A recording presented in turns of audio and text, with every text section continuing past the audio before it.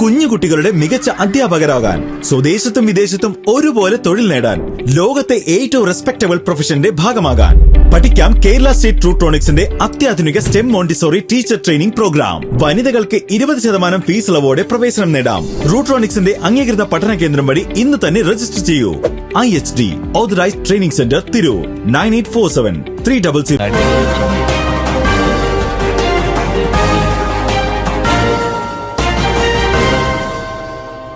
നമസ്കാരം, പ്രഹേളിക ന്യൂസിലേക്ക് സ്വാഗതം. 8 മാസം ഗർഭിണിയായ യുവതി തൂങ്ങി മരിച്ച നിലയിൽ. കടുത്തുരുത്തിയിൽ ഗർഭിണിയായ യുവതി ആത്മഹത്യ ചെയ്ത കേസിൽ ഭർത്തൃ വീട്ടുകാർക്കെതിരെ ഗാർഹിക പീഡന പരാതിയുമായി കുടുംബം. പാല കടപ്ലാമറ്റം സ്വദേശിനിയായ അമിത സണ്ണിയാണ് 8 മാസം ഗർഭിണിയായിരിക്കെ ഭർത്തൃ വീട്ടിൽ തൂങ്ങി മരിച്ചത്.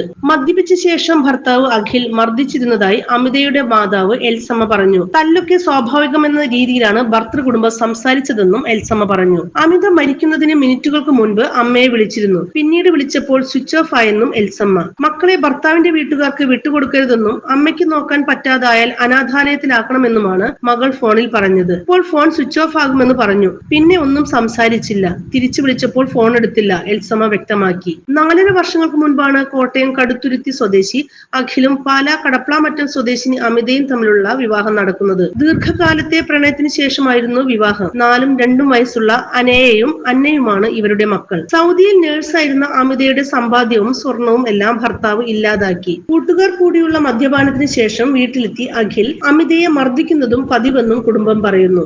കെട്ടിയോനും കെട്ടിയോളുമായാൽ വഴക്കുണ്ടാകും, തല്ലും. അതിന് ഉടനെ മരിക്കുകയാണോ ചെയ്യേണ്ടതെന്ന് അഖിലിന്റെ കുടുംബം ചോദിച്ചതായി എൽസമ്മ പറഞ്ഞു. അപ്പോ തല്ലി എന്നത് ഉറപ്പാണ്, എന്നാൽ സംഭവം എന്താണെന്ന് അവർക്കറിയില്ലെന്നും എൽസമ്മ പറഞ്ഞു. കിടപ്പുമുറിയിൽ തൂങ്ങി നിൽക്കുകയായിരുന്ന അമിതയെ ആശുപത്രിയിൽ എത്തിക്കാൻ വൈകിയതായും കുടുംബത്തിന് പരാതിയുണ്ട്. ഏപ്രിൽ പകുതിയോടെ പ്രസവ തീയതി നിശ്ചയിച്ച് കാത്തിരിക്കുമ്പോഴാണ് അമിതയുടെ ആത്മഹത്യ. അമിതയ്ക്കും 8 മാസം പ്രായമുള്ള ഗർഭസ്ഥ ശിശുവിനും നീതി കിട്ടുമോ എന്ന ആശങ്കയും കുടുംബത്തിനുണ്ട്. News desk, Prahelika news.